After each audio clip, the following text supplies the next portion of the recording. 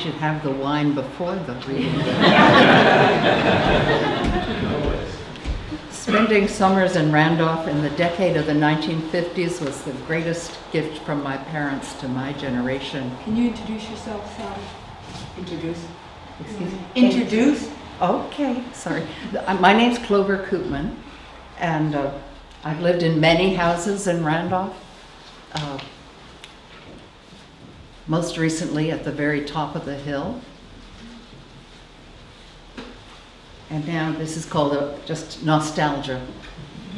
Spending summers in Randolph in the decades of the 1950s was the greatest gift from my parents to my generation. Every summer from June to September, my family escaped from the purgatorial mugginess of the eastern seaboard into the cool, oxygenated air of the White Mountains. It was then a 2-day drive from Chappaqua, New York, so we'd stop to spend the night in Cambridge at my grandparents' house, which was even hotter. The next day, we'd drive north through the Notches on an undivided road with two-way traffic and slow down to look at the old man of the mountains.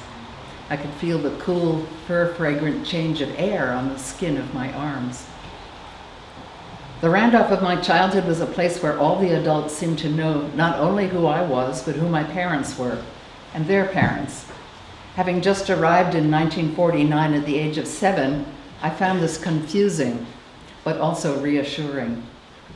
Our families formed a colony of summer visitors who had nothing else to do but play. In the 50s, the people here had long vacations, perhaps because the visitors to the summer cottages were academics, professors, ministers, scientists, and one or two industrialists who left their wives and families here and showed up for weekends. This was a time before the highway split the town, so we had more feeling of unity than we do now. Route 2 was paved, but it was a 2-lane east-west road that connected the hill, Midlands, and valley. Wherever you lived, you collected the mail and the paper from Catherine Wood's post office. The Mount Crescent House on the hill and the Ravine House in the valley formed the social anchors of the town.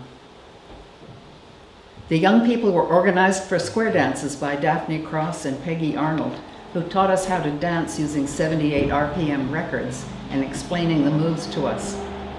Naturally, there were great differences in height among the girls and boys, but we enjoyed it all the same and got to know each other. We also had birthday parties with incredible games, such as scavenger hunts, where we would team up and show up at various strangers' houses and ask if we could borrow something like a left boot. The greatest community bonding came from the hikes. The junior climbs were held on Tuesdays, where I scraped myself up at Tama Falls, and the Thursdays' hikes were steeper, but included some great viewpoints. Climbing was the backbone of the community. On those hikes, I found a complete ease of talking with anyone climbing near me, no matter their ages. I could be, say, 11 or 13. Oops, I think I've printed the wrong page. And sit next to somebody older than I on a rock outcropping and just talk with the greatest ease at any of them, whether they were a geologist or a minister or a hotelier or anyone else. It just seemed like a great leveler to have climbed that high and eat a sandwich together.